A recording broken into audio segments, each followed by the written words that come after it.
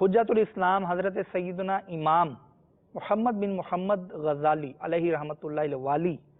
یہ فرماتے ہیں کہ اگر پھل ہوں تو پہلے پیش کیے جائیں،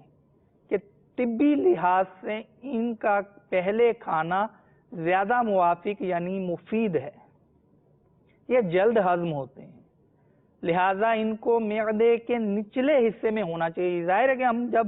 پھل پہلے کھائیں گے تو وہ نیچے جا کے بیٹھیں گے، پھر اوپر سے کھانا کچھ دیر بعد آئے گا، تو یہ طبی لحاظ سے مفید ہے کہ معدے کے نچلے حصے میں پھل ہونے چاہیے۔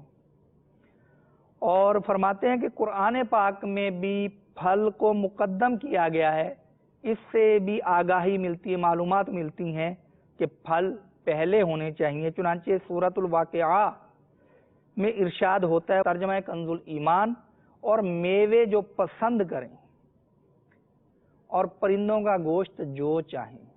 تو امام غزالی علیہ رحمۃ اللہ والی نے یہ نتیجہ نکالا کہ پھلوں کا تذکرہ پہلے آیا، گوشت کا تذکرہ بعد میں آیا، لہذا پھل مقدم ہونے چاہیے، ان کو پہلے کھانا چاہیے۔ فتاوی رضویہ میں ہمارے آقا اعلی حضرت رحمت اللہ تعالی علیہ ایک روایت نقل کرتے ہیں کہ کھانے سے پہلے تربوز کھانا پیٹ کو خوب دھو دیتا ہے اور بیماری کو جڑ سے ختم کر دیتا ہے۔